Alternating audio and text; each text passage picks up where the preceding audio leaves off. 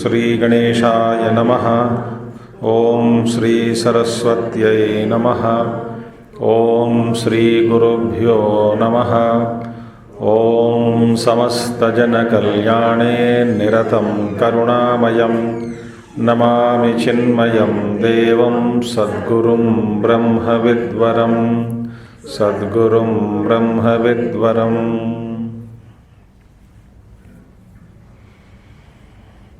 ओम व्यासं वसिष्ठनप्तारं शक्तेः पौत्रमकल्मषं पराशरात्मजं वन्दे शुकतातं तपोनिधिं। व्यासाय विष्णुरूपाय व्यासरूपाय विष्णवे नमो वै ब्रह्मनिधये वासिष्ठाय नमो नमः। वसुदेवसुतं देवं कंसचाणूरमर्दनं देवकी परमानन्दं कृष्णं वन्दे जगद्गुरुं कृष्णं वन्दे जगद्गुरुम्।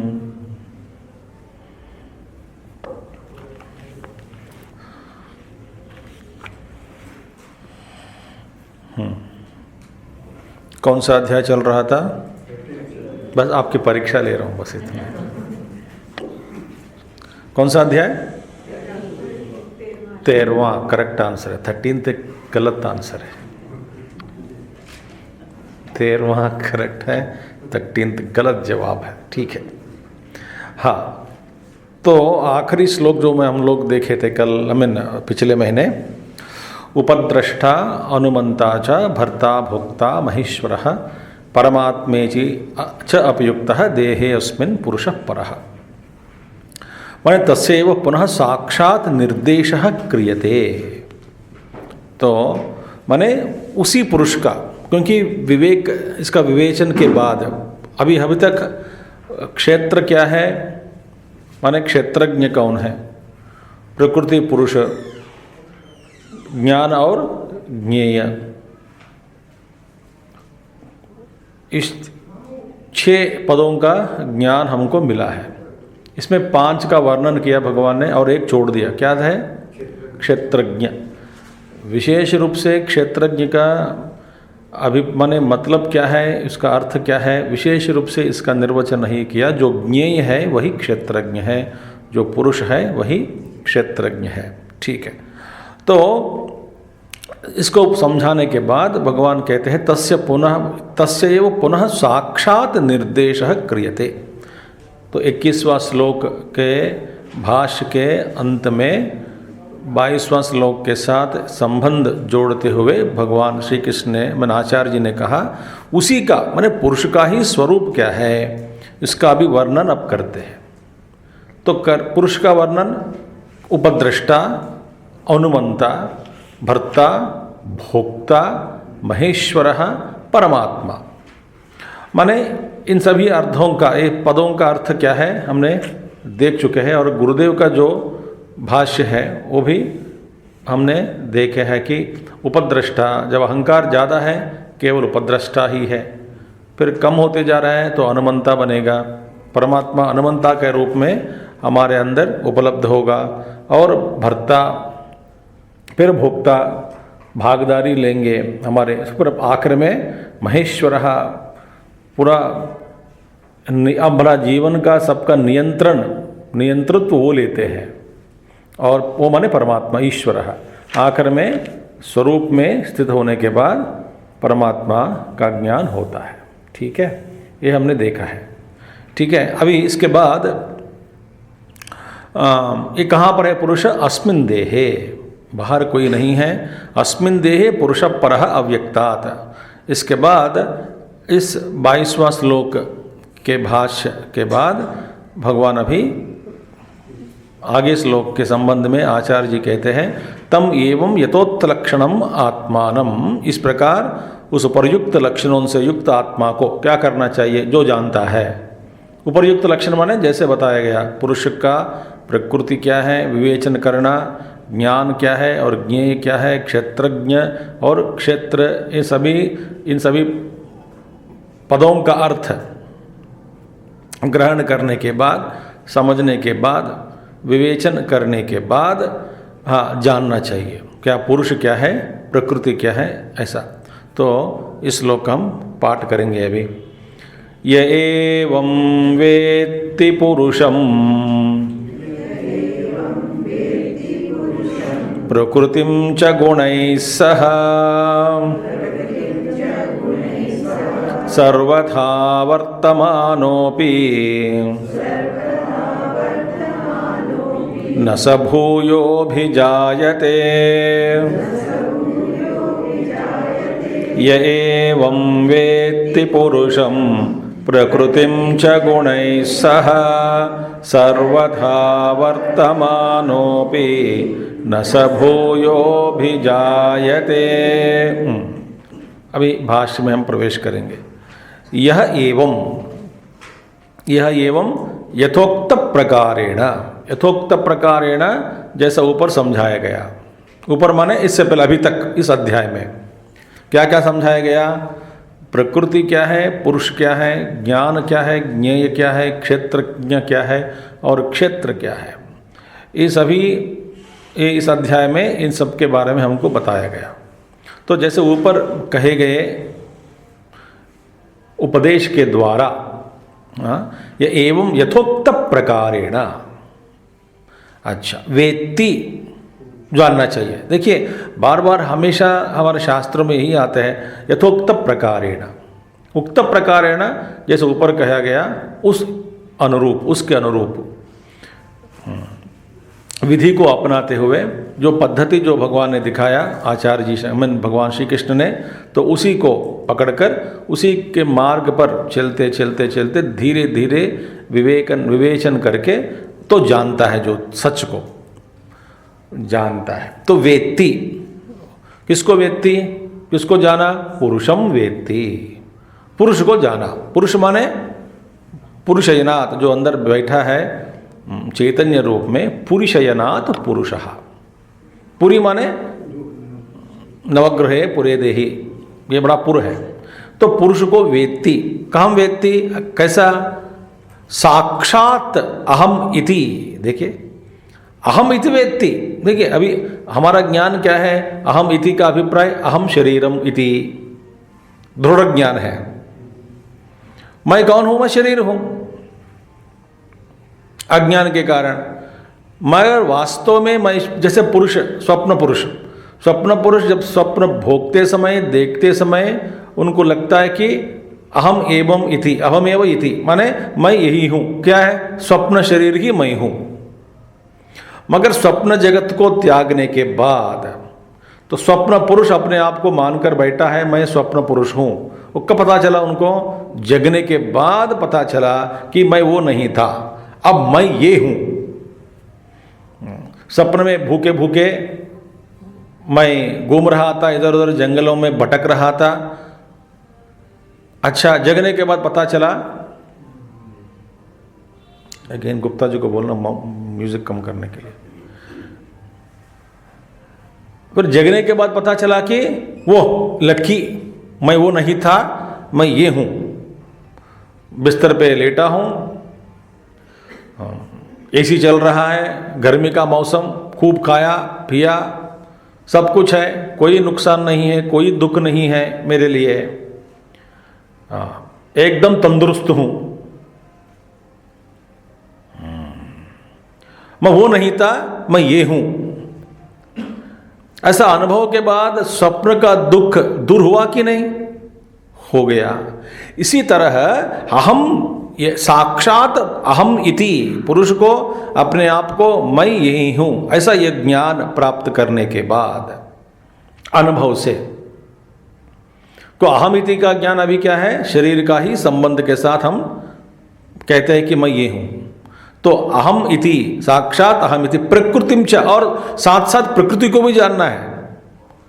माने ये प्रकृति है, ये पुरुष है, ये प्रकृति ये मैं नहीं हूं, ये पुरुष जो है मैं ये हूं। स्वप्न जगत को देख लिया, स्वप्न को पहचाना, जगने के बाद पता लगा कि वो स्वप्न जगत था, वो रहा, जो कुछ भी रहा वो अलग है, मुझसे अलग है, मैं ये हूँ। तो स्वप्न को भी मैंने समझ लिया, स्वप्न जगत सच नहीं है, वास्तविक नहीं है, वो सब अवास्तविक है सृष्टि, और मैं हूँ ये है। तो प्रकृति माने पुरुष को भी जानना है, प्रकृति को भी जानना है। अभी आप पूछोगे प्रकृति का तत्व क्या है, पुरुष का फिर स्वरूप क्या है, बता चुके हैं इसी अध्याय में। इसलिए भगवान कहते हैं यथोक्त प्रकारेण, जैसा ऊपर कहा गया। तो पुरुषम प्रकृतिम च यथोक्तम, अविद्या प्रकृति क्या है, यथोक्तम, जैसा फिर ऊपर बताया गया, अविद्या लक्षणाम। तो प्रकृति का क्या है, अविद्या लक्षण। प्रकृति का लक्षण क्या है, अविद्या। अविद्या के कारण ही ये प्रकृति दिखती है हमको। अविद्या, अविद्या लक्षणाम यथोक्तम गुणैहि। और देखिए यथोक्तम, जैसे पता कैसे जानना है प्रकृति को, अपने गुणों के साथ जानना चाहिए। जितने भी विकार हैं सारे विकार प्रकृति में हैं। तो गुणैहि स्वविकारैहि, अपने विकार रूप गुणों को, क्या क्या विकार है, गुण माने सत्व रज और तम, इनके विकार ही अनेक प्रकार के सुख और दुख अनुभव हम भोगते हैं। तो अपने गुणों के विकारों के सह विकारों से सहित तो प्रकृति को जानना चाहिए, क्योंकि ये विकार मैं नहीं हूं, विकारों को देखने वाला मैं हूं, इनसे अलग हूं, मैं पुरुष हूं, ये प्रकृति अलग है, ऐसा विवेक करके अनुभव से जान लिया। स्वविकारैहि सह निवर्तिताम अभावम आपादिताम विद्या, वही विद्या है। माने ये विद्या के द्वारा ये वास्तव में अभावम आपादिताम, अभाव को प्राप्त हो जाता है। अभाव माने वास्तव में ये नहीं है। जैसे कि स्वप्न, जब तक हम देख रहे थे तब तक है, जगने के बाद स्वप्न जगत नहीं रहा। तो इसी तरह ये अभाव हो जाएगा। ये अभाव हो जाएगा माने जैसे हम देखते हैं इस सृष्टि को, वो सब अंतर्धान हो जाएगा। सृष्टि का अंतर्धान नहीं, हम अभी तक इस सृष्टि के ऊपर अहंकार को आरोप करके, अपने राग और द्वेष को आरोप करके फिर इस जगत को हम भोगने लगे। राग द्वेष के चश्मा को उतार कर जगत को यदि देखा जाए तो उसका अनुभव अलग है। जब वहां पे जगत के जगह बजाय वहां पे ब्रह्म का ही दर्शन होगा। और राग द्वेष को हटाना चाहिए। तो इसलिए निवर्तिताम अभावम आपादिताम विद्या। तो तब ये पता लगेगा कि वास्तव में स्वस्थविकारैहि गुणैहि सह, ये प्रकृति जो है अपने विकारों के साथ वास्तव में ये सब अभाव है, क्योंकि ये मैं नहीं हूं। जब तक हम मैं देख रहा हूं तब तक है, जब तक अविद्या है तब तक यह प्रकृति चल रही है, घूम रही है, नाच रही है। अविद्या खत्म हो गया तो बस ठीक है। तो जो दोनों को जानना चाहिए। पुरुष क्या है, पुरुष के अनुभव में मैं ये ही हूँ, मैं ये हूँ, मैं वो नहीं था, मैं ये हूँ, वो मैं यही हूँ, मेरा स्वरूप यही है। यही है माने अनुभव से जो अनुभव मिला, जिसको मिला अनुभव में जो निष्णातत्व को प्राप्त किया, सिद्ध हुआ, उस व्यक्ति का अनुभव अलग है। मैं कि मैं ये हूँ। ऐसा पुरुष का अनुभव करने के बाद तो स्विकारैः सह निवर्तिताम अभावम आपादिताम विद्या। सर्वथा, सर्वथा माने सर्व प्रकारेण, ऐसा जो पुरुष को जान लिया, प्रकृति को जान लिया, ऐसा जिसने जाना तो वो सर्वथा वर्तमानः अपि, सर्वथा सर्व प्रकारेण वर्तमानः अपि। वर्तमान माने सर्वथा सभी प्रकार से वर्तमान बर्ताव कर रहे हैं, घूम रहा है, फिर रहा है, खा रहा है, पी रहा है, व्यवहार तो चल रहा है, देह की जो यात्रा है वो चल रही है, जीवन की जो यात्रा है वो चल रही है, मगर किसी में फंसता नहीं, क्योंकि ये तो अनुभव हो गया उनको। मगर सर्व प्रकारेण वर्तमानः अपि स भूयः, भूयः माने पुनः, अगेन, फिर दोबारा, पतिते अस्मिन् विद्वत् शरीरे देहांतराय। विद्वत शरीर माने जिस शरीर के द्वारा उनको अनुभव हुआ, जिस देह में उनको ये अनुभव हो गया कि मैं ये ब्रह्म हूँ, मैं ये मेरा स्वरूप है, ऐसा अनुभव जिसको प्राप्त हुआ, इसको कहते विद्वत शरीर। तो विद्वान के शरीर, तो विद्वत शरीरे पतिते अस्मिन् विद्वत शरीरे, इस विद्वत शरीर गिरने के बाद, देह का पात होने के बाद, देहपात बोलते हैं, देह गिरने के बाद, देहांतराया, देह को छोड़ने के बाद, न अभिजायते, फिर दोबारा इस संसार में भटकने के लिए नहीं आता है। अच्छा, न अभिजायते न उत्पद्यते देहांतरम न गृह्णाति इत्यर्थः। फिर दूसरा शरीर ग्रहण नहीं करता, यही इसका अर्थ है। दूसरा शरीर ग्रहण नहीं करता माने देह की जो देह ग्रहण करने का जो रुचि है, इसके अंदर जो रुचि है, जो लालसा है, जो प्राप्त करना चाहता है दूसरा देह शरीर, क्यों?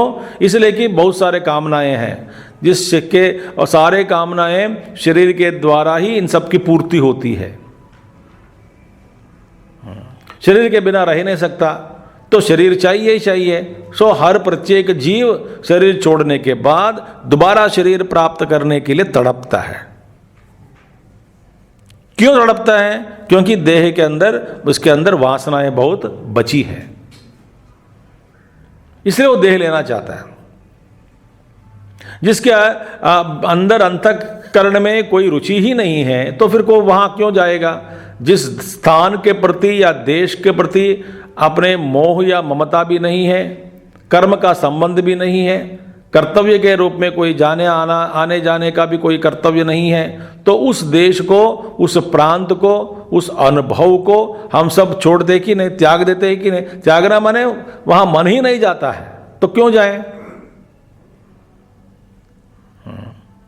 सारे अमेरिका देखने चाहते हैं, नए नए दूसरे देश देखने के लिए चाहते हैं, मगर कोई ऐसा सोचता है क्या सोमाली जाके घूम के एंजॉय करके आएंगे? नहीं, वहां पे कुछ है ही नहीं, बेचारे वही लोग तड़प रहे हैं, मुश्किल से जी रहे हैं। अभी आजकल वर्तमान में इराक, ईरान जो भी, वह नहीं जाना चाहता है। क्यों? वहां कुछ नहीं है, तो हमें इच्छा भी नहीं है। इसी तरह इस लोक के साथ कोई संबंध नहीं है, क्योंकि संबंध शरीर तक, जब तक कुछ इच्छाएं हैं तब तक है संबंध। तो देह का छोड़ दिया, छोड़ने के बाद फिर वापस दोबारा इस संसार में, इस लोक में, इस देह के साथ और दूसरा देह प्राप्त करके भटकने के लिए, घूमने के लिए, भोगों को भोगने के लिए नहीं दोबारा आएगा। न गृह्णाति, दूसरा शरीर का ग्रहण नहीं करता। तो श्लोक का अर्थ क्या है? जिसने पुरुष को जाना, प्रकृति को जाना, प्रकृति अपने विकारों के सहित जाना, विकारों के साथ माने ये सारे विकार है, प्रकृति के विकार है जो मैं नहीं हूं। पुरुष को जाना, मैं ये ही हूं, देखिए मैं ये हूं, ऐसा भी जाना, जो मैं नहीं हूं उसको भी जाना। जानने के बाद फिर दोबारा वर्तमान सह सर्व प्रकारेण सर्वथा वर्तमान अपि, व्यवहार तो करता रहता है, तो भी इस संसार में फंसता नहीं, क्योंकि वो क्या कहते हैं, जैसे पानी के जो बिंदु, पद्मपत्र मिवाम्भसा, देखिए, तो वो पकड़ में नहीं आता। यही श्लोक का अर्थ है। अब इसको अभी आगे भी व्याख्यान बहुत करते हैं। अभी अपि शब्दात किमु वक्तव्यम स्ववृत्तस्थः न जायते इति अभिप्रायः। देखिए, सर्वथा वर्तमानः अपि, अपि means in English even though, also, even though he is engaged in all his actions. देखिए अपि शब्द का माने इवन दो घूमता हुआ, फिरता हुआ, खाता हुआ, व्यवहार करता हुआ, वर्तता हुआ भी शरीर छोड़ने के बाद इस संसार में नहीं आता। तो अपि का शब्द वही है। तो अपि शब्दात किमु वक्तव्यम स्ववृत्तस्थः न जायते इति अभिप्रायः। अपि शब्द का क्या अर्थ है यहाँ पे? किमु वक्तव्यम। अभी इसके पहले क्या मैं क्या बात कहूं, इससे ज्यादा और क्या कहें? अपि इससे ज्यादा और क्या कहें? इसमें क्या कहना कि क्या बचा है? अपि किम वक्तव्यम। अब इससे मैं क्या कहूं कि स्ववृत्तस्थः न जायते इति अभिप्रायः। स्ववृत्तस्थः जो कि माने जो जो अपने अपने कर्मों में, धर्म में बस ठगा हुआ जो व्यक्ति है, अपना कर्म किया इस लोक में, अपना जो कर्तव्य कर्म को निभाया, निभाते समय कोई प्रतिफलापेक्ष नहीं रखा, फलापेक्षों को छोड़ दिया, अपना कर्म पूरा कर दिया, खाली हो गया, बस किम वक्तव्यम। इसके बाद में और क्या कुछ कहना है? कुछ भी नहीं है, क्योंकि वो दोबारा इस श्लोक में, संसार में नहीं आता। क्योंकि दिया हुआ कर्म, हम सबको दिया हुआ कर्म हमने पूरा किया। हमको जो जो कर्म मिला है जीवन में करने का, सब पहले कर दिया। अपना असाइनमेंट जो भी दिया है वो खत्म कर दिया है। और खत्म करते समय नए नए मांगे, नए नए दिल मांगे मोर। ये दिल मांगे मोर बहुत भयंकर है। दिल मांगे मोर, पेप्सी, ये दिल मांगे मोर बड़ा भयंकर चीज है। तो दिल नहीं मांगता, अपने आप में बैठ गया, तो फिर उनको मुक्ति मिल गई। ठीक है, ये श्लोक का अर्थ समझ में आ गया। श्लोक का अर्थ अभी देखिए, इसमें क्या क्या प्रश्न उठाते हैं पूर्व पक्ष। तो पूर्व पक्षी कहते हैं, पूर्व पक्षी माने अपोनेंट, प्रश्न करने वाला, शंका करने वाला, आगे बैठा है समझो, तो आचार्य जी के सामने बैठा हुआ, ऐसा समझकर, वैसे समझकर उन्होंने भाष्य लिखा है। कहा जाता है कि पढ़ाते समय ऐसा सोचो कि जो बिल्कुल अनपढ़ आदमी बैठा है, जो ज्ञान बिल्कुल नहीं है, यदि उनको समझाना है, कैसा समझाओगे? तो बाहरी सभा में हजारों लोग बैठेंगे कभी कभी, तो फिर ऐसे बात कहो कि ऐसा जैसा कहने से सबको समझ में आ जाएगा। माने जो अनपढ़ आदमी, पामर व्यक्ति भी बैठा होगा सत्संग में, बेचारा सुनने के लिए प्रथम बार जीवन में आया होगा, कोई ऐसा होगा, उनको भी प्रेरणा मिलनी चाहिए इस प्रवचन के दौरान। ऐसा सोचकर प्रवचन देने वाला प्रवचन करना है। अपनी विद्वत्ता को प्रदर्शन करने के लिए नहीं।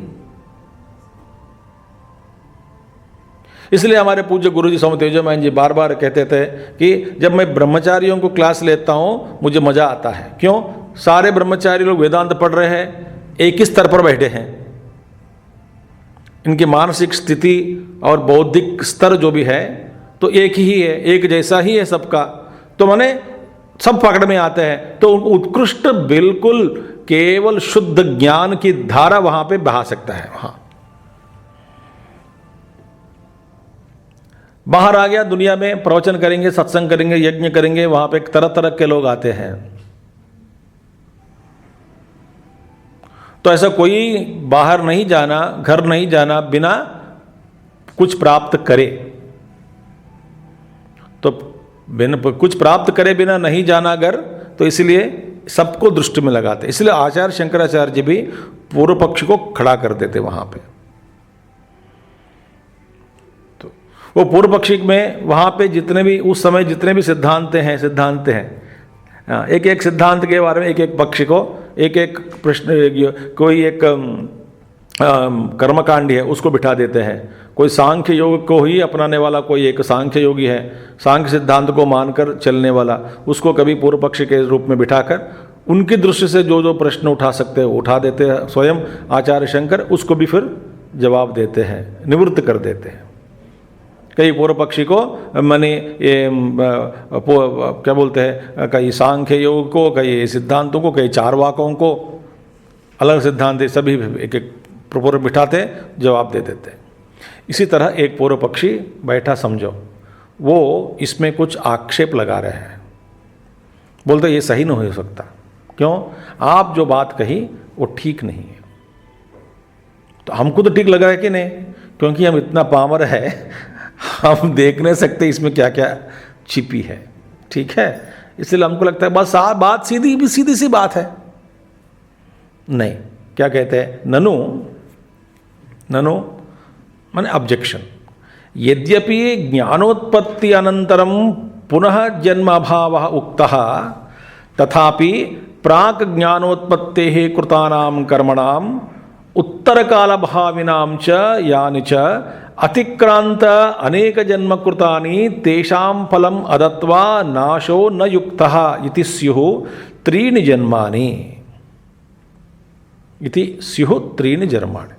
अभी क्या है प्रश्न, अब देखिए। अच्छा देखिए, प्रकृति को जान लिया, पुरुष को जाना, तो फिर जानने के बाद मैं ये हूँ ऐसा आत्मज्ञान हुआ, मैं ये पुरुष हूँ ऐसा आत्मज्ञान के बाद फिर इस संसार में भटकता नहीं, आता नहीं। क्यों? सारा कर्म उनका नाश हो गया है ना। मैंने क्या कहा, ये दिल मांगे मोर बंद हो गए। बंद हो गए मैंने कुछ है ही नहीं मांगे अंदर, तो वापस आएगा नहीं। अब देखो ये स्थिति, कर्म सारा जो कर्म है, जितने भी कर्म हैं, वो कर्म का दग्ध हुआ, नाश हुआ, सारे कर्म जल गया, सारे कर्मों एक साथ जल गया, तो कुछ बचा नहीं, तो फिर हो गया। अब ये कह रहे हैं ये सारा कर्म, जितने भी आप कर्म कहते हैं, ये सभी कर्मों का नाश कब होता है? ज्ञान उत्पत्ति के बाद। जिस समय आपको ज्ञान हुआ, तो ज्ञानोत्पत्ति अनंतरम पुनः जन्माभाव उक्तः, आपने जो कहा ज्ञानोत्पत्ति के बाद फिर दोबारा जन्म असंभव है, तथापि उनको जन्म लेना ही पड़ेगा। किसको? एक ज्ञानी को, जिसको आत्मज्ञान हुआ, उनको जन्म लेना ही पड़ेगा। क्यों भाई, ऐसा क्यों लेना है जन्म उनको? भगवान तो कहते हैं न अभिजायते, दोबारा फिर जन्म नहीं लेते। भगवान तो कहते बहुत कुछ कहते हैं, हम नहीं मानते हैं, क्योंकि उनको जन्म लेना ही पड़ेगा आत्मज्ञान के बाद। क्योंकि ज्ञानोत्पत्ति अनंतरम पुनः जन्माभाव उक्तः, आपने जो कहा ज्ञान के बाद जन्म नहीं लेना, जन्म नहीं मिलेगा, एक गलत है। क्योंकि प्राग ज्ञानोत्पत्ति है कृतानाम, ज्ञानोत्पत्ति से पहले पूर्व बहुत सारे कर्म किए हैं, उन कर्मों का फल भोगना पड़ेगा उसको। एक बात हो गई। तो प्राक ज्ञानोत्पत्ति है कृतानाम कर्मणाम, फिर बाद में ज्ञान प्राप्ति के बाद भी कुछ ना कुछ करेंगे ना कर्म। ज्ञान प्राप्ति के बाद भी कुछ कर्म करेंगे, तो उत्तर काल भाविनाम च यानि च, जो कर्म ज्ञान प्राप्ति के बाद जो करेंगे वो कर्म, ज्ञान प्राप्ति से पहले जो कुछ किया उन्होंने, उन सभी कर्मों का फल। और अतिक्रांत अनेक जन्म कृतानि, इससे पहले पूर्व जन्मों में किए गए सारे अनेक प्रकार के कर्म, संचित को कहते हैं, संचित कहते हैं, संचित, स्टैक बैग, संचित माने stack bag. All the past karmas are stacked inside a bag, it is called संचित। आपकी परिभाषा में बैंक में लॉकर है, वो कभी खोलता नहीं, अभी कभी जरूर पड़े खोलते हैं, वो अलग बात है। मगर ये वो बैंक के लॉकर में कभी कभी आप देख भी सकते हैं कि है या नहीं, इसमें देख भी नहीं होता, क्योंकि हमें पता नहीं क्या क्या अंदर छिपा है।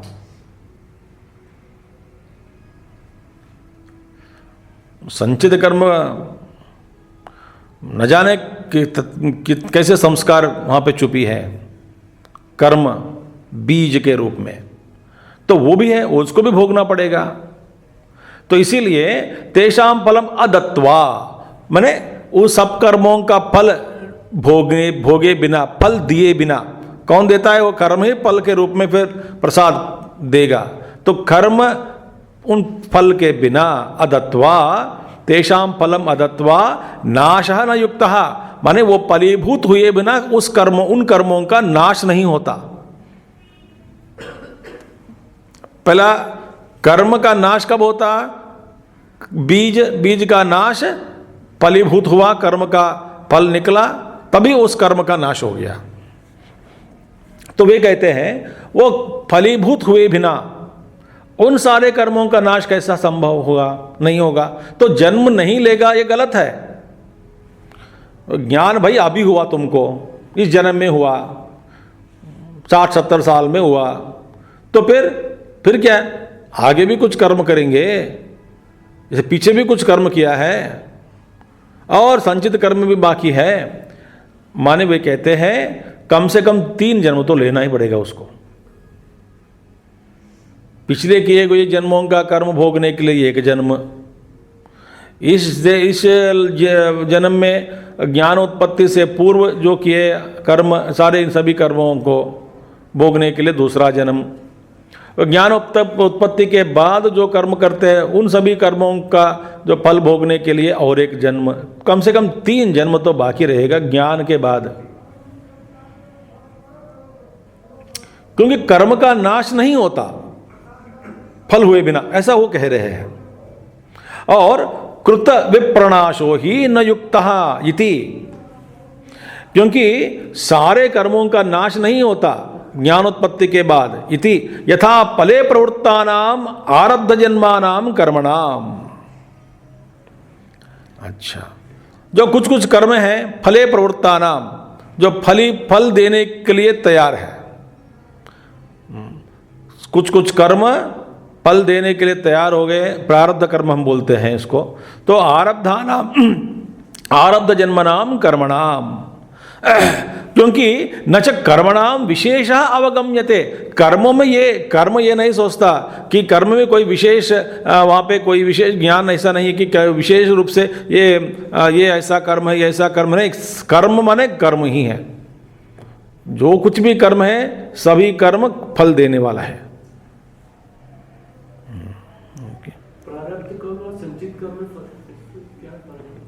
प्रारब्ध कर्म और कहेंगे अभी आगे कहेंगे। सबको समझ में आ गया? संचित कर्म जो रेगुलर वेदांत सुनते हो तो समझ में आ गए होंगे। तो कर्मों को 3 सेक्शंस में देखा जाता है। जैसे कि मैं एक उदाहरण देता हूँ। तो आप एक जीव है,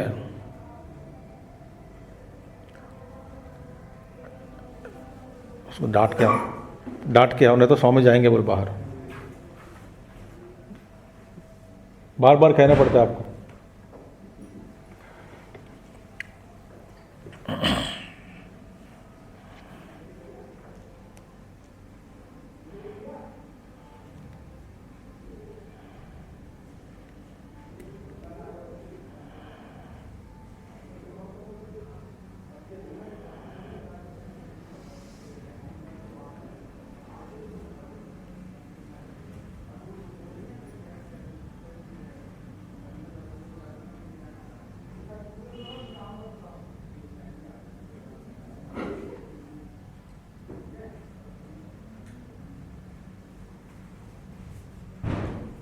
क्या कहा? करेगा कि नहीं करेगा? मैं तो बोला प्रवचन बंद करके चला जाता हूँ, मैं भी नाचता हूँ उनके साथ ही। Best thing.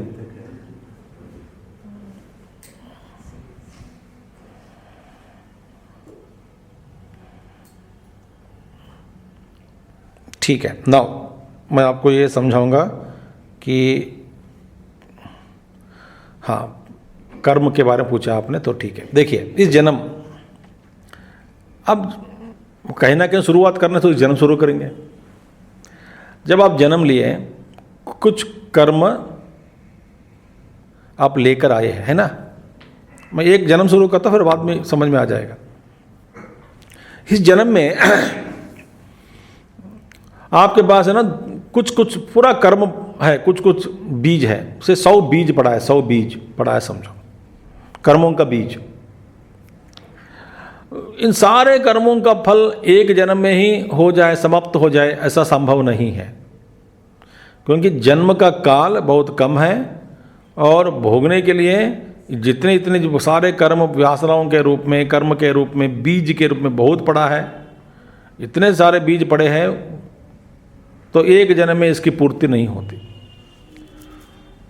तो उसमें से कुछ बीज ऐसे हैं कि आप जैसे कि फॉर एग्जांपल आप होटल चले गए और आपने ऑर्डर दिया कि थाली, जिसमें सब कुछ आ गया, सब्जी, दाल, सब्जी, कुछ सब कुछ, दही, चटनी, अचार, सब कुछ आ गया। तो सारा जो प्लेट आपके सामने रखा है, 4-5 लोग चले गए समझो होटल में, सबको एक साथ वो प्लेट दिया है। आप ज़रा देखो, अलग अलग व्यक्ति अलग अलग से शुरू करता है। कोई पहला पूरी खाएगा, नहीं तो कोई पूरा स्वीट चाटेगा, कोई तो अचार चाटेगा। आंध्रा वाला हो तो पहला चाटे कि अचार में दम है कि नहीं, पहले सोचेगा कि दम है या नहीं। ऐसा क्यों करते हैं? इसी तरह है ये सारे जो प्लेट में भरा हुआ वो संचित कर्म समझो। तो इस जन्म में भोगने के लिए आप अपने वासनाओं के द्वारा, कुछ में प्रबल कर्म है, प्रबल बीज है, तो उन सभी कर्मों को भोगने के लिए भगवान क्या कहते हैं? भगवान जानते हैं कि क्या क्या कर्म आपको इंपॉर्टेंट है, माने आप जल्दी अत्यंत पहला इस जन्म में वाला उसका खर्च करना चाहते हैं। तो ये सारे कर्म, जैसे कि 100 बीज, 100 कर्म हैं, 100 में से आप 10 लेकर के ये 10 कर्मों की पूर्ति के लिए आपने जन्म लिया है। माने ये 10 कर्म का फल, हाँ, जब आप लिया और फलीभूत होने लगे, 10 कर्म, 10 बीज या कर्मों का फल जो फलीभूत होने लगे, तो माने इस जन्म में इस शरीर के द्वारा वो सारे 10 कर्म भोगने के लिए छोड़ा गया। अच्छा, और आपको ये 10 कर्म भोगने के लिए विशेष रूप से कोई प्रयास नहीं करना पड़ता, वो अपने आप आ जाता है। आप जो प्रयास भी करेंगे, प्रयास करने के लिए अभिरुचि होना, उसका माहौल बनना, आप अभिमुखी हो जाएंगे उसके प्रति, सब कुछ हो जाता है। आपको लगता है कि आप विशेष प्रयत्न कर रहे हैं, वास्तव में आपका प्रयत्न भी आसान ही है। सही माहौल बन गया, सब कुछ हो गया। ये 10 जो बीज आप लेकर के आए हैं, तो उसको फलीभूत होने में सारा क्षेत्र बन गया, उसको कहते हैं प्रारब्ध। आरब्ध माने शुरू हो गया। तो ये सब फल देना, ये 10 कर्मों का, ये जो बीजों का फल शुरुआत हो गया जीवन में। तो ये 10 बीज आपको भोगने के लिए जितना समय चाहिए शरीर में रहना पड़ता है, उतना ही आपको आयु प्रमाण देकर भगवान भेजते हैं। ठीक है, तो 50 साल में पूरा हो जाएगा, 50 साल मर जाएंगे। 20 साल में पूरा हो जाए, 20 साल मरेंगे। मगर जो कर्म जो 10 है, वो आपको उसका फल दिए बिना शरीर छूटेगा नहीं। तो ये 10 बीज जो फलीभूत होने लगे, उनको कहते हैं प्रारब्ध कर्म।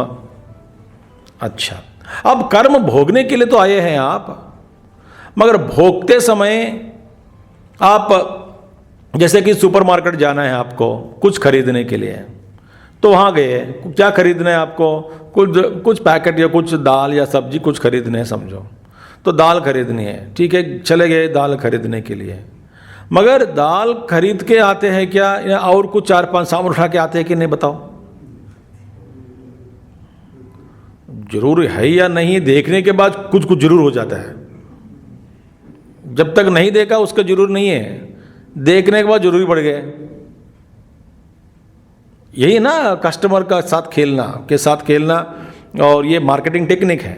जरूरी नहीं है, चीज़ों को भी आपको दिखा देते हैं ये जरूरी है, इसके बिना आपका जीवन रौनक नहीं होता है, रोचक नहीं बनता। चलो ये लेना ही पड़ेगा आपको। तो आप क्या करेंगे, ये दाल लेने गए हैं, फिर 4-5 आइटम उठा के लेके आते हैं ना, जो उठा के लेके, इसी तरह 10 बीज भोगने के लिए हम आए हैं, मगर ये भोगते समय ही और कुछ 50 नए जोड़ देते हैं। अब ये 50 नए मांगे जो है उसको भोगने के लिए अभी वर्तमान माहौल ठीक नहीं है। हाँ, जैसे कि जो क्षेत्र चाहिए एक बीज के लिए वह क्षेत्र नहीं है, तो अंकुरित कैसा होता है? तो ये 40 आपने जोड़ दिया, 10 खर्च करने आए हैं, 40 नए जोड़ दिए। जो जोड़ा हुआ 40 को कहते हैं, क्या कहते हैं? आगामी, आने वाले, जो भविष्य में। पिछले बैलेंस कितना रहा? 90। नए कितना जुड़ा? जन्म के समय में कितना था? 100 था एक्चुअली आपके पास। 10 प्रारब्ध के रूप में 90 बैंक बैलेंस, और नए नए जोड़ दिया 40। अब ये 10 आपने खर्च किया, क्या पूर्ण रूप से नहीं करते हैं, वो खर्च करते समय भी फिर दोबारा भोगने के लिए एक रस छोड़कर ही आप प्रवेश करते हैं उसमें। जैसे कि दोबारा ऐसा भोजन मिल जाए, अच्छी पत्नी मिल गई, पूछते कि अगले जन्म में भी मुझसे शादी करोगे? जब पति मिल गया तो अगले जन्म में भी तुम ही मेरी पति हो। पति नहीं चाहता है मगर पत्नी चाहती है। तरह तरह के मांगे, भोग तो लिया, फिर दोबारा हम भोगना चाहते हैं। तो ये 10 का जो बीज, हम 10 बीज लेकर के आए हैं, उसका जो बल है वो बल भी बढ़ गया, तेज बढ़ गया। चलो ठीक है, 1-2 छोड़ भी दिया समझो, तो 50% छोड़ दिया, 50 खत्म और मांग रहे हैं दोबारा, तो कितने बचा? 5 बच गया। इसमें बैलेंस कितना था? 90। नया कितना जोड़ा? 40। पूरा कितना हुआ? 90 प्लस 40, 130 प्लस 5, 135। ओपनिंग बैलेंस कितना था? 100। अब जाते समय कितना हुआ?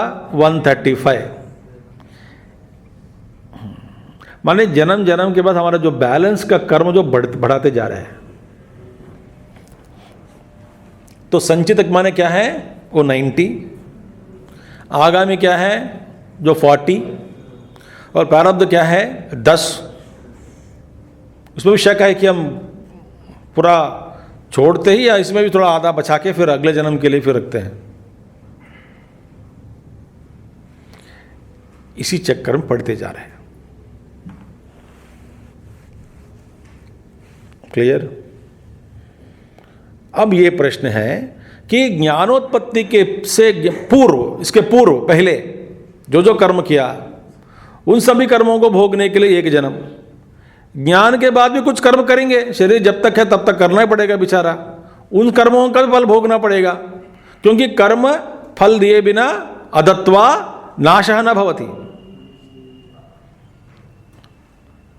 तो कर्म का जो बीज है उसका नाश किसमें है? फलभूत हो तभी नाश हो जाएगा। और पिछले जन्म में कर्म, संचित कर्म जितने बाकी है पूर्व जन्म, तो कम से कम 3 जन्म उनको चाहिए। तो आप जो कहते हैं ज्ञानोत्पत्ति के बाद फिर दोबारा संसार में नहीं आता, क्यों नहीं आता भाई? संचित कर्म बाकी है, ज्ञानोत्पत्ति से पहले जो किए हैं कर्म, उन सभी किए गए कर्मों का फल बाकी है। ज्ञान के बाद भी कुछ कर्म करेंगे, उसका भी फल बाकी है। तो कर्म भोगे बिना, और कर्म में कोई विशेष नहीं है वहाँ पे, माने कोई भेद प्रतीत नहीं होता। न च कर्मणाम विशेष अवगम्यते, कर्म सब क्षेत्र है, सब कर्म नहीं सोचते कि मैं ये क्या है संचित कर्म हो, आगामी कर्म, वैसे कर्म नहीं सोचता ना। जो जो बीज पड़ा है उसको फल के रूप में परिवर्तित करना ही कर्म का और काल का ये नियम है। तो न च कर्मणाम विशेष अवगम्यते तस्मात् त्रिप्रकाराणि अपि कर्माणि त्रीणि जन्मनि आरभेरन् संहतानि वा सर्वाणि एकम जन्म आरभेरन्। माने तो कम से कम 3 जन्म आरंभ हो जाता है ज्ञान के बाद भी। इन 3 तरह के संस्कारों को या वासनाओं को या कर्मों को दग्ध करने में कम से कम 3 जन्म और लेना पड़ेगा, या नहीं तो तीनों मिलकर एक जन्म में खत्म करे तो एक जन्म कम से कम जरूर मिलेगा ही मिलेगा, ज्ञानोत्पत्ति के बाद में भी। ऐसा प्रश्न है। नहीं तो क्या होगा? ऐसा नहीं है तो कह रहे, पूर्व पक्षी कह रहे हैं ऐसा नहीं है तो फिर गड़बड़बाज हो जाती है। क्या गड़बड़ होती है? अन्यथा नहीं तो कृत विनाशे सति सर्वत्र अनाश्वास प्रसंगः। देखिए, कृत विनाशे सति, जो किए गए कर्मों का नाश हो गया समझो, माने पिछले कुछ कर्म किया जन्म में, उसका नाश हो गया। ये ज्ञानोत्पत्ति से पहले कुछ कर्म किए, उसका भी नाश हो गया फल दिए बिना। और ज्ञान के बाद कुछ कर्म किए, वो भी नाश हो गए फल दिए बिना। माने कर्म के सिद्धांत में भी कुछ लोग शंका कर सकते हैं कि कर्म कर सकते हैं फिर भी निर्बीज हो सकता है, माने कर्म किया तो भी उसका फल नहीं मिलेगा। ऐसा एक क्या बोलते हैं, एक पॉसिबिलिटी आप छोड़ रहे हैं।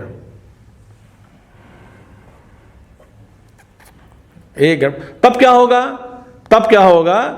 तो शास्त्र अनर्थक्यम च स्यात् इति। तो शास्त्र की अनर्थक्यता, माने शास्त्र अनर्थ ही है, क्योंकि शास्त्र में जो बताया सभी कर्मों का फल देते हैं, सब कर्म फल देता है, मगर ऐसा कर्म भी है जो करे तो आपको फल नहीं मिलेगा। ये शास्त्र विरुद्ध है। अतः इदम अयुक्तम उक्तम न स भूयः अभिजायते इति। तो इसीलिए आपने जो कहा न स भूयः अभिजायते, बुरा दोबारा ये जन्म नहीं लेता, ये अयुक्तम, ये ठीक नहीं है। फिर बाकी कर्मों की गति क्या है? शास्त्र अनर्थक्य की प्रसंगता आ जाएगी, और कर्म फलीभूत हुए बिना नाश नहीं होता। और आप कहते हैं ज्ञानोत्पत्ति के साथ साथ फिर संचित कर्म के बारे में नहीं कहा। ज्ञानोत्पत्ति से पूर्व इसी जन्म में जो किया कर्म, इसके पूर्व उनका भी कर्मों का भी फल देना है, और ज्ञानोत्पत्ति के बाद भी कुछ कर्म करता रहेगा, उसका भी फल भोगना है। तो कर्म क्षय कैसा होगा? कम से कम उसको 3 जन्म तो लेना ही पड़ेगा, या तो 1 जन्म, ऐसा पूर्व पक्षी कहते हैं। अब इसको खंडन करना है। आपको प्रश्न समझ में आ गया? ठीक है। उत्तर भगवान दे रहे हैं, ना, तुम्हारा विचार गलत है। क्यों भाई? शास्त्र प्रमाण है। क्या प्रमाण है? क्षीयन्ते च अस्य कर्माणि, मुंडकोपनिषद, तस्मिन् दृष्टे परावरे। तो यदि भगवान आत्मा का दर्शन हो गया, ज्ञान हो गया, ज्ञान की प्राप्ति हुई, तब क्या होगा? अस्य कर्माणि क्षीयन्ते, सारे सभी कर्म जितने भी है, संचित कर्म, प्रारब्ध कर्म, आगामी कर्म, प्रारब्ध कर्म नहीं, आगामी कर्म और संचित कर्म, क्षीयन्ते, दग्ध हो जाता है। 3 तरह के कर्म है। संचित कर्म बैलेंस, आगामी भविष्य कर्म, प्रारब्ध कर्म जो फल देने लग गए इस जन्म में, जब तक शरीर है तब तक भोगना पड़ेगा। ऐसा फल है कर्म का, किसी का फल है कि 90 उम्र में ही उनको अपने सारे जो पुत्र बच्चे बेटी सब लोग त्याग देके उनको त्याग देंगे, छोड़ देंगे। ऐसा कुछ कर्म, बुरा कर्म किया तो 90 साल में ही इसको ये अनुभव होना है, तो 90 साल तक वो जीना है। तब क्या होगा, सारे बच्चे दूर हो जाएंगे, अकेला मरेगा। इसके जन्म में कर्म के अनुसार रो रो कर मरना ही है।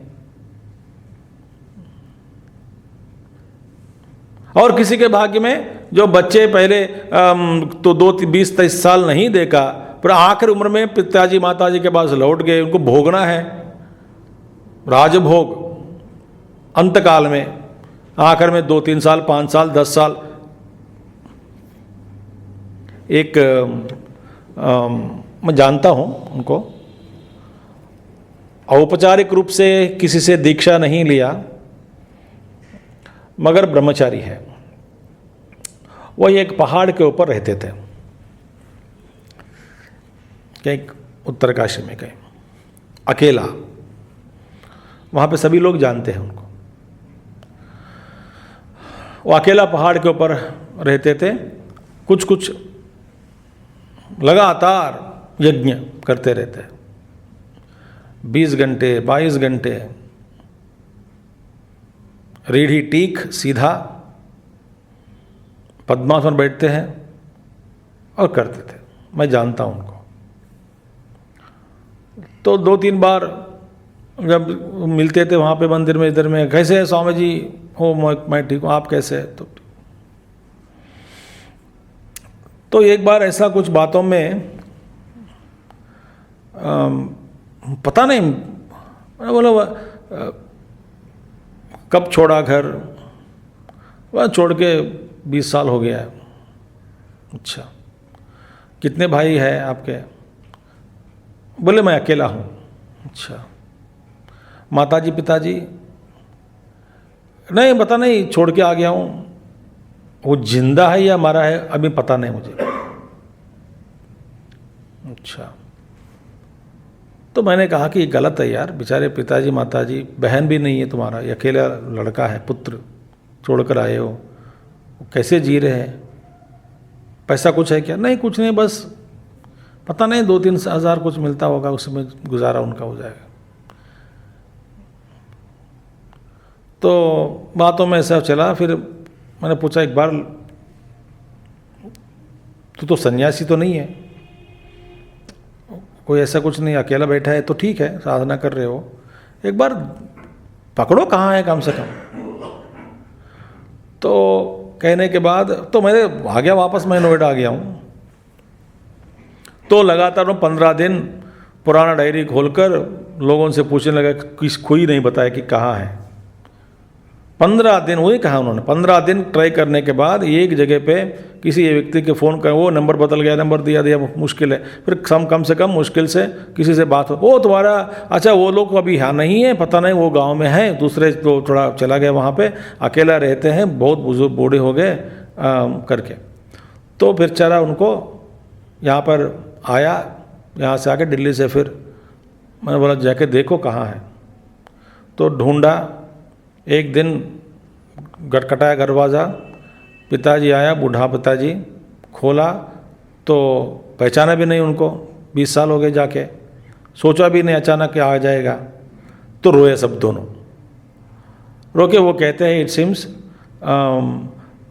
हमारी प्रार्थना यही रही अभी तक, ये विष्णु परमात्मा भगवान विष्णु एक दिन मेरा पुत्र को वापस लौटा दे, एक बार कम से कम आके मिले चले जाए। आप विश्वास नहीं करोगे, 15 दिन के बाद उनका पिताजी का अंत हो गया। तो सारा कर्म किया। फिर मम्मी बुझारी कहाँ रहती है, कैसी रहती है, तो उनका भी कुछ व्यवस्था किया, कुछ करके फिर चला गया उत्तरकाशी। फिर खबर मिली कि उनका मम्मी का भी ठीक नहीं है। फिर इधर वापस कुछ समय 2-3-4-5-6 महीने के बाद कुछ वापस आया। तो बोला जाओ, जब तक माता जी है तब तक उनकी सेवा करो, माता जी गुजरने का फिर वापस चला जाओ। फिर चला गया। तो उनके कर्म देखो, 20 साल अकेले जिए, आखिर में उनके भाग्य में है कि पुत्र आएगा, सब कुछ कुछ ना कुछ करेगा, सब कुछ, फिर चला गया। एक तो पिता चला गया, फिर बाद में 2 साल हो गए अभी, उनका पता नहीं मुझे कहाँ है वो। तो ये कर्म जो है ना,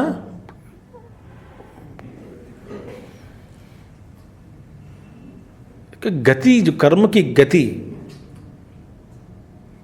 अब देखो आप ये कहानी जानते हैं आप, संत ज्ञानेश्वर महाराज, उनके पिताजी और माताजी। तो पिताजी ने क्या किया, सारे बच्चों जन्म लेने के बाद उसने कहीं चला गया, संन्यास ले लिया। 4 लोग महात्मा लोग हैं, बड़े योगी, 4 बच्चे। तो वहाँ पे एक आनंदी में ही ये माता रोज प्रदक्षिणा करती थी पेड़ पे। सब लोग फिर उनको ना वहाँ पे भेजा, इधर उधर, यहाँ ढूंढो, इस शहर में देखो, हरिद्वार में ढूंढो पति के लिए, इधर ढूंढो, उधर, कुछ भाई का नहीं मिला। बहुत साल हो गए। तो वो तो चला गया, संन्यास ले लिया। हाँ सर, शादी के बाद, बच्चे नहीं हुए अभी, शादी के बाद ही बच्चे नहीं हुए, शायद पत्नी को छोड़ दिया, चला गया। और वो सन्यासी बन गए स्वामी जी के साथ। फिर कहीं घूमने लगे, फिर यात्रा बहुत। वो महात्मा जी घूमते घूमते घूमते घूमते यात्रा परिक्रमा, माने ये परिव्राज सब लोग करते करते करते एक दिन उसी गांव में चले गए। उस गांव में ये बैठा है दूसरे रूप में, दाढ़ी गीढ़ी बढ़ा दिया, बस बैठे हैं आराम से। वहाँ पे भी परिवार लोग आए स्वामी से मिलने, बोले कि हमारे जो पति का ऐसा हो गया है, वो तो पता लगी यही है, बगल में बैठा है पीछे।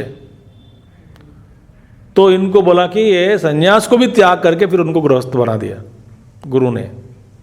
इनके द्वारा अद्भुत 4 पुत्र हुए, 4 योगी, संत ज्ञानेश्वर, निवृत्तिनाथ, महात्मा लोग, चारों महात्मा लोग हैं। उसके बाद फिर दोनों पति पत्नी चले गए, छोड़ के शरीर छोड़ दिए, ये इच्छा से। मेरे 4 लोग, ज्ञानेश्वर की जो वाणी अद्भुत, गीता का भाष्य, जो कर्म का जो प्रभाव। अगस्त्य महर्षि घूम रहे थे, कोई यहाँ पे एक जंगल में कहीं लटकता हुआ कुछ महर्षियों को देखा, कुछ लोगों को, महर्षि ने कुछ लोगों को देखा। बोले आप ऐसा क्यों लटक रहे हो? बोले आप, तुम्हारी वजह से हम लटक रहे हैं। मैंने, मैं कौन हूँ, मैं क्या किया? वो तो भला बताया कहानी की, देखिए मेरा एक, हमारा एक वंश में एक पुत्र है, वो शादी नहीं करना चाहते हैं, तो इसलिए संतान उत्पत्ति नहीं है, हमारा वंश का नाश हो रहा है, इसीलिए हम लटक रहे बीच में। माने the meaning is what, that हमारी जो अभिरुचि थी, हमारा जो संस्कार, हमारा जो विधि विधान शिक्षा जिसने दिया, उसको आगे ले जाने वाले कोई नहीं है। इस संस्कार को, इस संस्कृति को, हमारे जो खानदान के जो मूल्यों को, विशेष मूल्यों को आगे जाने वाले कोई नहीं है। इसलिए हम तड़पते हैं कि हमारे बाद में भी कोई इसका कंटिन्यू करे। तो आपकी चिंता ये होती है ना, हमारे मरने के बाद भी खानदान ठीक रहे हैं, हमारे मरने के बाद ही मैंने जो चालू करके रखा, सब लोग इसका अनुशासन पूर्वक जीवन जिए, ऐसा जिए, ऐसा, यही बस ये चिंता है, यही है। लटकना माने यही है, माने लटकना माने मुख फिर टुवर्ड्स वेयर ओनली, यही लटकना है। लटकना प्रत्येक लटकना नहीं। तो सारे पितरों को देखा, तो अगस्त्य बोला कौन है वो शादी के बिना ऐसा घूम रहा है, क्यों मना कर रहा है? महाराज तू ही है, हम तेरे पितृ है। बोले अब मैं क्या करूं? शादी करो। क्यों? तू शादी करो, फिर ये ज्ञान के जो कर दो, धारा बहना दो, और फिर हम लोग चले जाएंगे ऊपर। तो अगस्त जब जोड़ने लगे कि लड़की के साथ, तो किसके साथ शादी करें? अगस्त्य ऋषि ढूंढा ढूंढा ढूंढा ढूंढा, कोई नहीं मिली लड़की पृथ्वी पे उनको, क्योंकि बराबर होना चाहिए ना, ऋषि है ये तो, अगस्त्य ऋषि। तो उनके चरित्र जोशी है। माने कर्म माने किस समय कब किसको कैसा, इनकी लीला है। मगर भोगे बिना नहीं होता। तो इसीलिए यहाँ पे मगर उपनिषद क्या कहती है, ज्ञान के बाद, आत्मज्ञान के बाद क्षीयन्ते चस्य कर्माणि। अच्छा, ब्रह्म वेद ब्रह्म ही भवति, जिसने ब्रह्म को जाना वह ब्रह्म ही बनता है। तीसरा क्या है, तस्य तावदेव चिरम, ये चांदोग्य उपनिषद में अच्छी कहानी आती है, वहां पे ये मंत्र है, तस्य तावदेव चिरम। माने एक कुछ डाकू लोग एक व्यक्ति को आंखों में पट्टी बांधी, हाथ भी बांध लिया, और उनको चोर लोग, डाकू लोग वहाँ पे अफगानिस्तान, गांधार देश का ही उदाहरण, गांधार देश से उसको उठाकर बड़ा दूर प्रांत में ले जाकर उनको कई जंगल में छोड़ देते डाकू लोग। पट्टी बांधे, हाथ भी बांध गए, छोड़ा नहीं सकता, जंगल में छोड़ के चला गया उनको। ये फिर पूर्व पश्चिम उत्तर दक्षिण चारों ओर ऐसा घूमता हुआ चिल्लाता है कि अरे यार, मैं गांधार देश का ब्राह्मण हूँ, मुझे कोई चोर लोग आकर इधर छोड़ दिया, मैं कहाँ हूँ पता नहीं, बहुत दूर आ गया हूँ, ये तो मतलब मालूम है, जंगल में भटक रहा हूँ मैं, मेरा ये स्थान नहीं है, मेरे बताइए, और कोई यार आँख खोले या कोई सुनने वाले हैं करके चारों ओर घूमते हुए आवाज़ दे रहा है। किसी ने कृपालु आवाज़ सुन ली, आ गए, फट्टी खोल दी, हाथ का बंधन भी फिर छुड़ा दिया उनको। फिर बोला कि तुम कहाँ से हो? नहीं, मैं गांधार देश का हूँ, वहाँ जाना है मुझे। तो बोले किस दिशा में है? बोले इस दिशा में गांधार देश है, आप इसी दिशा में चले जाओ। तो उस चांदोग्य उपनिषद में तो उस दिशा में पकड़कर वो गांव प्रत्येक ग्राम में जाता था, वहाँ पूछता था लोगों से, यहाँ से गांधार देश किस दिशा में है? फिर इस दिशा में है। दूसरा गांव गया, इधर से गांधार देश क्या इसी दिशा में है? हाँ जी, इसी दिशा में है। अब ऐसा जाओ, थोड़ा दिखा दे, एक ग्राम पहुँचे, आकर में अपना घर पहुँच गया।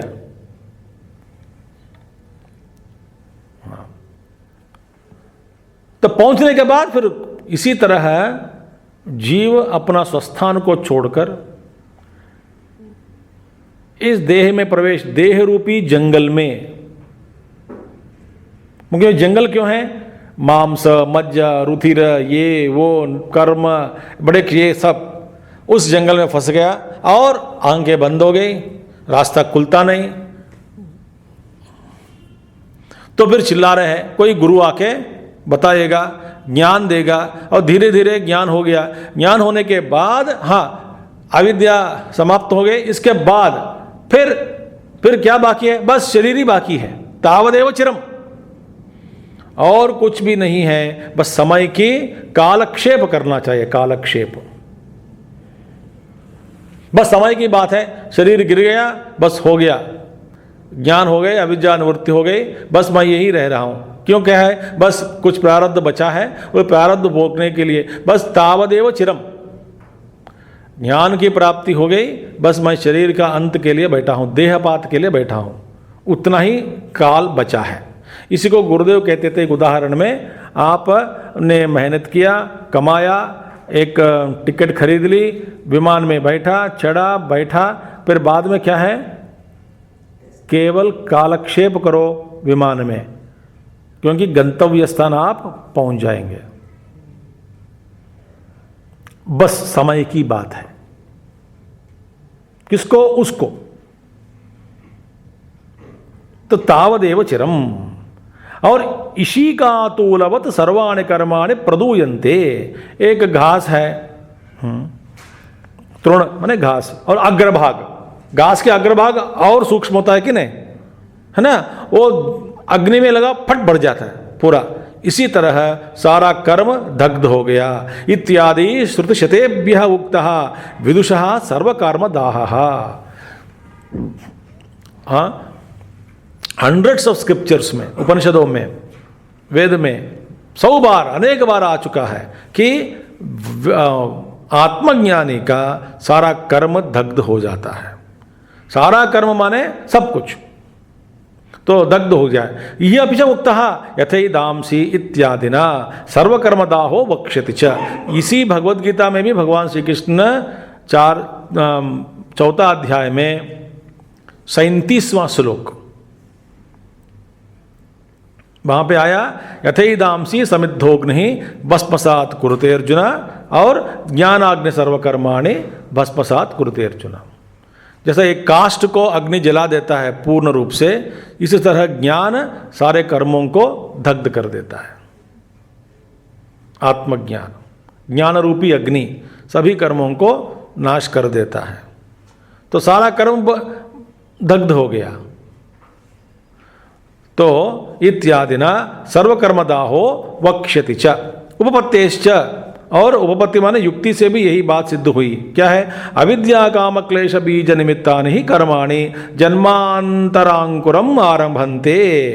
देखिए, जो जो कर्म अविद्या के कारण और अविद्या के कारण, अविद्या के द्वारा, फिर अविद्या ही जिस कर्म का अधिष्ठान है, कारण है, और अविद्या रूपी, अविद्या के कारण हम कामते हैं। कामने माने कामना माने इच्छा रखते हैं, अविद्या के कारण काम करके, कामना के कारण फिर काम करते हैं, कर्म करते हैं। तो अविद्या, काम और कर्म, अविद्या के कारण इच्छा और इच्छा के कारण कर्म।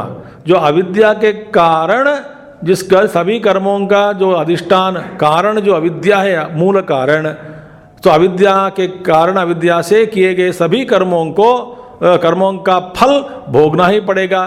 तो वही भावी जन्म का अंकुर बन गए, अंकुर ने बीज बन जाते हैं। अविद्या से नहीं किया तो इसलिए युक्ति क्या है? जो जो कर्म आप अविद्या से करते हैं उसका आपको भावी काल में कर्म भोगना ही पड़ेगा।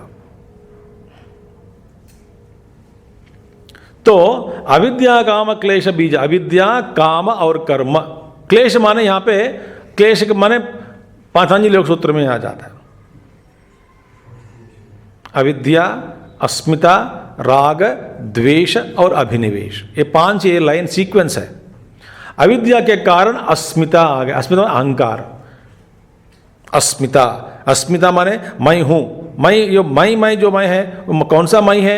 शुद्ध मैं नहीं हूं, मैं एक व्यक्तित्व मैं हूं, जीव। अस्मि अस्मि अस्मि कहते रहता है, मैं दुनिया से अलग, सबसे अलग, मैं एक विशेष हूं, स्पेशल हूं। अस्मि, अस्मिता, तो मेरापन, मैपन, वो स्पेशल मैपन लेकर घूमते हैं हम। तो अस्मिता, तो मैपन के कारण राग और द्वेष, और राग द्वेष के कारण अभिनिवेश। एक साथ एक हो गया, सबके साथ एक हो गया, बस एक। तो माने घर के साथ एक हो गया, तो घर पे कुछ हुआ प्रॉब्लम, बिल्डिंग में बिल्डिंग का नुकसान हुआ, हाय राम मेरे दिल पर चोट लगी, अभिनिवेश के कारण। कोई मर गया तो मैं मर गया, क्यों? अभिनिवेश के कारण। अभिनिवेश माने एक्ट, एक हो गया। तो अविद्या काम क्लेश बीज निमित्तानि, इसी अविद्या बीज माने काम बीज और क्लेश बीज, यही निमित्त है। किसका निमित्त है? भावी जन्म का निमित्त है। जो व्यक्ति अहंकार रहित, ज्ञान प्राप्ति के बाद अहंकार नहीं है, तो अहंकार रहित व्यवहार करता है, उसको फल नहीं मिलेगा, वो कर्म के बंधन में नहीं पड़ेगा। आप बताओ, आप अपने जीवन में कितने कितने अच्छे कर्म किए होंगे जो जिसका याद भी आपको अभी वर्तमान में नहीं है। कुछ किए होंगे, आप भूल भी गए। अब बताओ कि प्रेम से, बड़े अच्छे सद्भाव से कितने कितने बिकारी लोगों को अपने जीवन में दान दिए होंगे, बताओ। मगर किसको दिया, कितना दिया, कब दिया, और इससे फल क्या मिलेगा, आप ये सोचते क्या?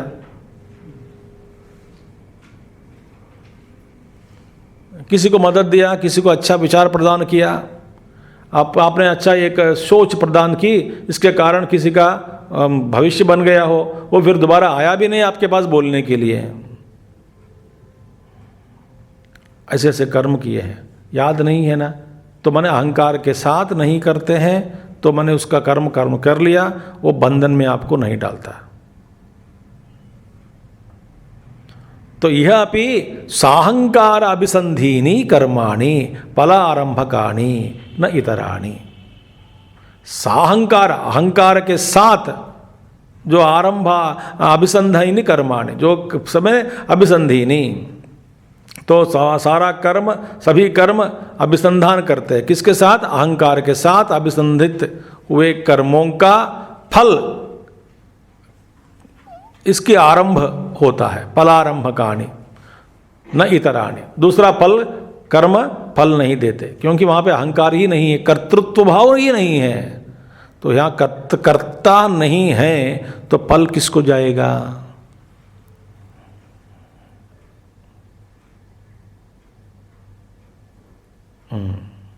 कर्ता ही नहीं है तो कर्ता यही नहीं है तो भोक्ता भी नहीं है। कर्ता हो तब भोक्ता होता है। तो कर्तृत्व भाव त्याग दिया, कर्तृत्व भाव के बिना कर्म किया तो उस कर्म का फल या कर्म का फल नहीं होता, कर्म बंधन में आपको नहीं डालता। तो इसी यह अपि, यहाँ पे भी स अहंकार अभिसंधीनि कर्माणि फल आरंभकाणि न इतराणि इति तत्र तत्र भगवता उक्तम। यह अपि माने यहाँ पे, किसमें? भगवद गीता में भी, इसी भगवद गीता में भी भगवान तत्र तत्र अलग अलग स्थान पर अलग अलग अध्यायों में भगवान कह चुके हैं।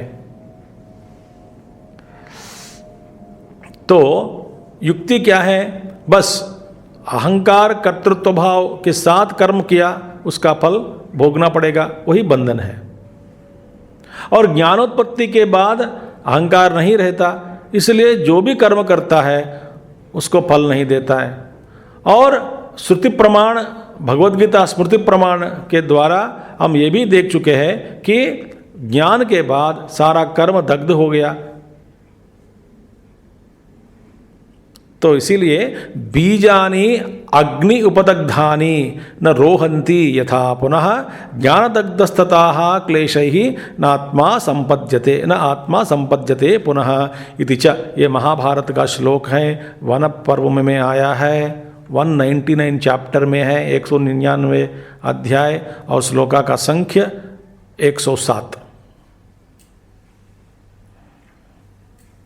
वहां पे आया बीजानि अग्नि उपदग्धानि न रोहन्ति।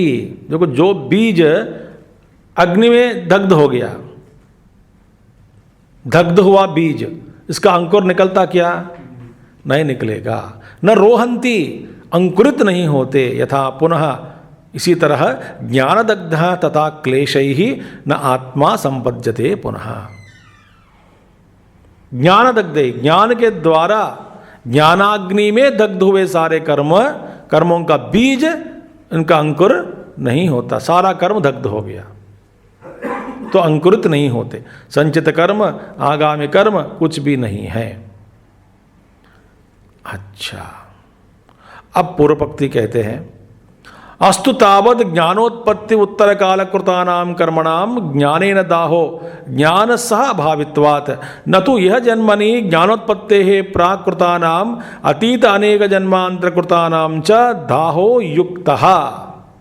वे मानने के लिए तैयार नहीं है। तो ठीक है, मानते हैं ज्ञान की उत्पत्ति के बाद किए गए सभी कर्मों का फल नहीं होता, वे कर्म बंधन में नहीं डालता, क्योंकि ज्ञानोत्पत्ति के बाद उनको अहंकार नहीं रहता। मगर ज्ञानोत्पत्ति से पहले इस जन्म में किए गए कर्म और पिछले जन्म में किए कर्म, अभी 2 जन्म, 3 से 2 आ गया वो। चलो मैं आपके लिए एक छोड़ देता हूं, 2 तो जरूरी है, उसका नाश कैसा होगा? ना, भगवान कहते हैं भैया ऐसी बात नहीं है। सर्वकर्माणि इति विशेषणात्, इसके विशेषण क्या है? सर्वकर्माणि क्षीयन्ते। सर्वकर्माणि, देखिए, सर्वथा वर्तमानोपि। सो भगवान यहाँ पे उपनिषद में सर्वकर्माणि, तो बार बार विशेषण क्या है? सारा कर्म।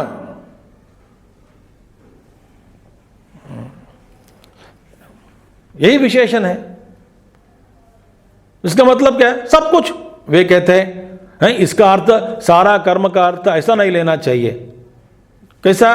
जैसे कि आप ले रहे हैं, मैं कैसा ले रहा हूं? सारा कर्म माने संचित कर्म, आगामी कर्म, प्रारब्ध कर्म, ऐसा नहीं। सारा कर्म का मतलब क्या है? ज्ञानोत्पत्ति के बाद जो करते हैं वो सारा कर्म, सारे उसका अर्थ ऐसा लिया जाए। ये तो छोड़ता नहीं पूर्व पक्ष। बोलते हाँ, ज्ञानोत्पत्तर काल भाविनाम एवं सर्वकर्मणाम इति चेत।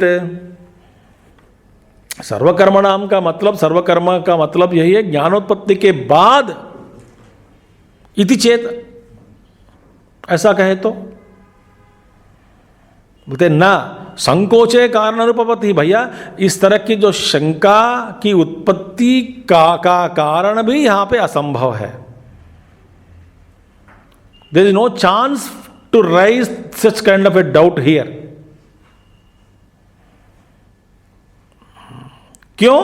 ये यत्तु उक्तम यथा वर्तमान जन्म का आरंभकानि कर्माणि न क्षीयन्ते फलदानाय प्रवृत्तानेव सति अपि ज्ञाने तथा अनारब्ध फलानामपि कर्मणां क्षयः न युक्तः इति तद असत्। आपने तो क्या कहा कि जैसे कि प्रारब्ध कर्म क्या है? तुमने कहा प्रारब्ध कर्म कि इसका क्षय नहीं होता। कब नहीं होता? कि ज्ञान के बाद में भी प्रारब्ध कर्म नहीं होता। भगवान शंकराचार्य कहते, वो पूर्व पक्षी के उनके मुंह से कह रहे हैं कि तुमने जो कहा, क्या कहा? प्रारब्ध कर्म का नाश नहीं होता ज्ञान के बाद में भी, इसी तरह अनारब्ध कर्म, संचित कर्म भी, उसका भी नाश नहीं होता। ऐसा तुम्हारा जो विचार है ये गलत है। क्योंकि यत्तु उक्तम यथा वर्तमान जन्म आरंभकानि कर्माणि न क्षीयन्ते। तूने जो कहा वर्तमान कर्म आरंभकानि, वर्तमान जन्म, इस जन्म में आरंभकानि कर्माणि न क्षीयन्ते फलदानाय। क्योंकि प्रवृत्तानि आरंभ माने जिस कर्म में प्रारब्ध फलीभूत होने के लिए सारे कर्म अभिमुख हो गए हैं, फल देने के हुए रेडी हो गए, तो उसको कहते हैं प्रारब्ध कर्म। उसका नाश नहीं होता ज्ञानोत्पत्ति के बाद में भी। इसी तरह तुमने जो कहा कि इसी तरह हमको सोचना चाहिए, संचित कर्म का भी अंत नहीं होता ज्ञानोत्पत्ति के बाद में भी। ज्ञानोत्पत्ति के बाद प्रारब्ध कर्म नाश नहीं होता, जब तक शरीर है तब तक चलेगा।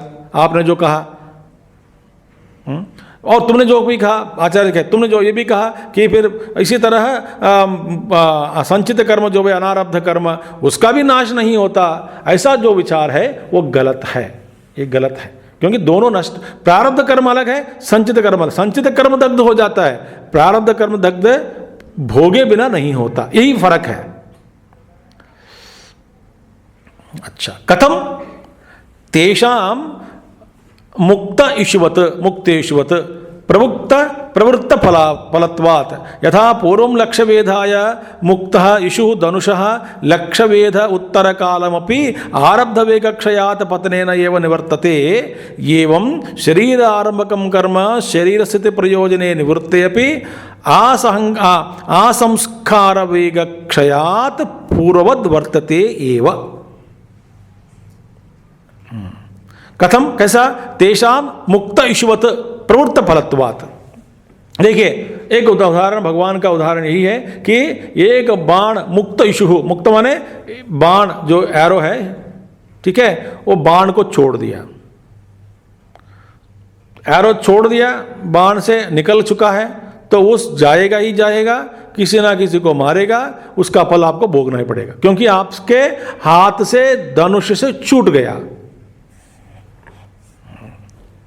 आप किसी को गलत समझा, फिर रिवॉल्वर शूट कर ली, बुलेट छोड़ने का पता लगे वो नहीं है, तो उसका फल आपको भोगना ही पड़ेगा, जो कुछ भी है फल। तो इसलिए मुक्त इषु उक्त तेषां मुक्तेष्वत प्रवृत्त फलत्वात् यथा पूर्वं लक्ष्य वेधाय मुक्तः इषु धनुषो मुक्तः इषु लक्ष्य वेध उत्तर कालमपि आरब्ध विगक्षयात् पतनेन। देखिए, एक बाण छोड़ दिया लक्ष्य के प्रति, छोड़ दिया, छोड़ा हुआ बाण, तो वो चला जा रहा है। जाने के बाद लक्ष्य को छेदने के बाद, लक्ष्य को छेदने के बाद उस वेग का और बाकी है बाण में, जिस वेग से बाण को छोड़ा वो लक्ष्य को वेद के करने के बाद इसका और वेग बाकी है ना इसमें, तो वेग कहाँ करेगा, अंत होगा, फिर नीचे आएगा, पीछे आएगा, जमीन पर गिरेगा, एक क्षण हिलेगा, पर तब होगा, तभी उसका वेग खत्म होता है ना। तो इसी तरह अपि आरब्ध वेग क्षयात पतने न एवं निवर्त, माने आरब्ध वेग क्षय कब होगा, फिर लगा लक्ष्य को, फिर पीछे गिर गया, न तो लगने के बाद भी कुछ हिलेगा, कुछ क्यों हिलता है, और वेग बाकी है इसमें। इसी तरह लक्ष्य वेद उत्तर कालम अपि आरब्ध वेग क्षयात पतनेन एव निवर्तते, एवं शरीर आरंभकम कर्म शरीर स्थिति प्रयोजने निवृत्ते अपि। शरीर स्थिति प्रयोजनम, इसका शरीर का जो स्थिति प्रयोजन जो भी है, प्रयोजन पूरा हो गया।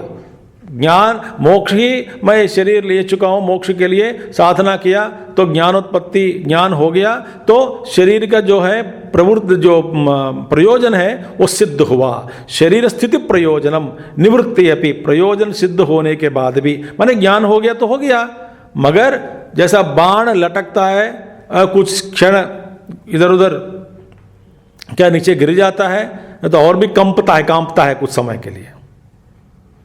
लक्ष्य को भेद करने के बाद कुछ क्षण कांपेगा, न तो वापस आकर गिरेगा। इसी तरह शरीर आरंभकम कर्म, तो शरीर जो कर्म इस शरीर का, ये शरीर के आरंभ के लिए जो कारण बन गए, जो कर्म प्रारब्ध कर्म जिसको कहते हैं, शरीर स्थिति प्रयोजने निवृत्ते अपि, तो प्रयोजन सिद्ध हुआ। कैसा हुआ, आत्मज्ञान के लिए मैं शरीर लिया हूं, सिद्ध हो गया। कई लोग कहते हैं बस इस जीवन में मेरा सारा कर्म खत्म हो गया और कुछ बाकी नहीं है, तो मर जाओ। मरेगा नहीं, मैंने सोचा जो कर्म और सारा कर्म 60-70 साल में खत्म हो गया स्वामी जी, अब मेरे लिए कोई टेंशन नहीं है, कोई ममता नहीं है, कोई कुछ भी नहीं है, पता नहीं क्यों जी रहा हूं।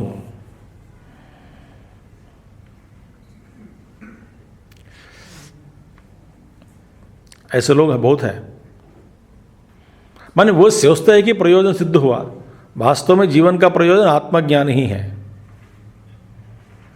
तो इसीलिए आत्मज्ञान होने के बाद शरीर स्थिति प्रयोजन निवृत्ते अपि आसंस्कार वेग क्षयात। आसंस्कार माने जब तक संस्कार है, माने वासनाएं हैं, जब तक कर्म बाकी है, शेष कर्म, आसंस्कार वेग क्षयात पूर्ववत वर्तते एव। ज्ञान संस्कार है, वासनाएं हैं, ज्ञान प्राप्त है, हो गया, फिर इसके बाद अगला दिन भी उठेगा, मुंह धोएगा, नाश्ता करेगा, मोबाइल फोन इस्तेमालेगा, इंस्टॉल करेगा, व्यवहार करेगा, कभी भाव प्रकट करेगा। क्यों? आसंस्कार, संस्कार के अनुसार जो गति है, शरीर की गति, उसी मार्ग पर चलना पड़ेगा, चलता ही है। स एव इषु प्रवृत्ति निमित्त अनारब्ध वेग तो अमुक्त धनुषी प्रयुक्त अपि उपसंह्रियते। अब देखिए, जो बाकी जो रखा है पीछे, है ना,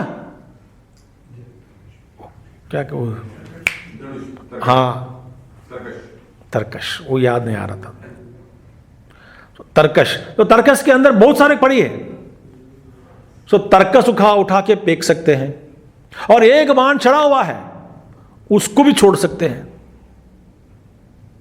देखिए वो कहते भगवान, प्रवृत्ति निमित्त अनारब्ध वेग तो अमुक्तो, अमुक्त माने अभी छोड़ा नहीं, धनुषी प्रयुक्त अपि, कुछ छोड़ा नहीं, धनुषी प्रयुक्त अपि, संचित कर्म और कोई भी बाण चढ़ाया मगर छोड़ा नहीं, उसको भी आप त्याग सकते हैं। उपसंह्रियते तथा अनारब्ध फलानि कर्माणि स्व आश्रय स्थान एवं ज्ञानेन निर्बीजीक्रियन्ते।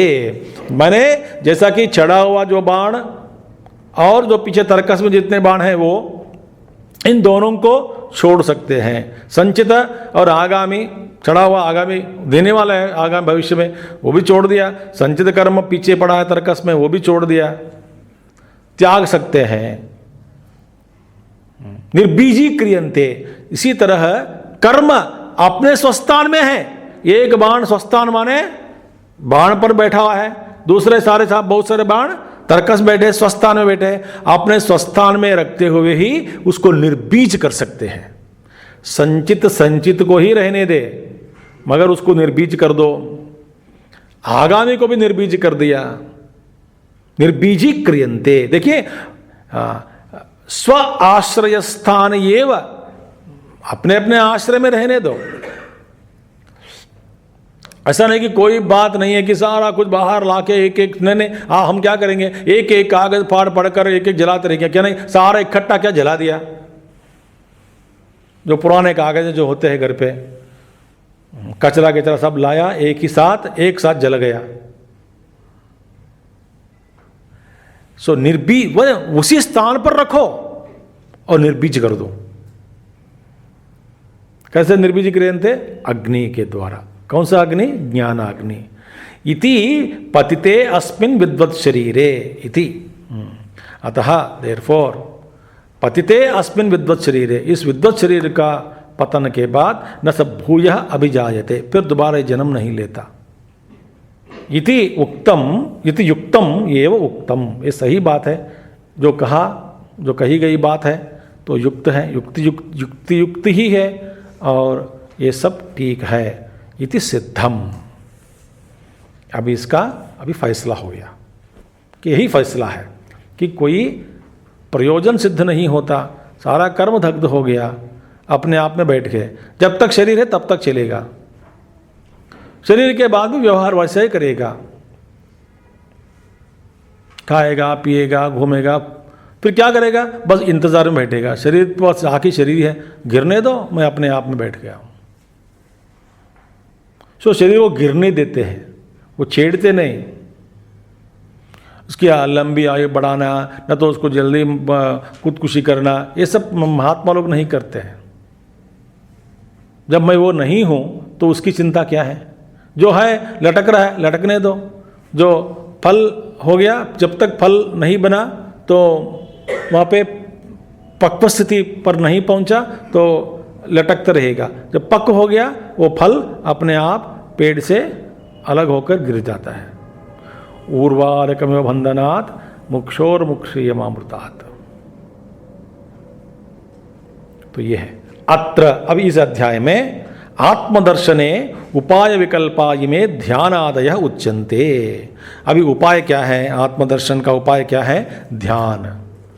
तो ध्यान क्या है इत्यादि कुछ उपाय बताते हैं कि प्रकृति पुरुष का विवेक कैसे करना, या क्षेत्रज्ञ को कैसा पहचानना, क्षेत्र से अपने आप को अलग कैसे करना। तो ध्यान आदि इत्यादि कुछ प्रक्रिया हैं, वे भगवान फिर समझाते हैं। कुछ लोग ध्यान करते हैं, कुछ लोग और कुछ करते हैं। इसका हम कल देखेंगे। ओम पूर्णमदः पूर्णमिदं पूर्णात् पूर्णमुदच्यते पूर्णस्य पूर्णमादाय पूर्णमेवावशिष्यते। ओम शांति शांति शांति। हरि ओम श्री गुरुभ्यो नमः। हरि ओम सद्गुरुनाथ महाराज की जय।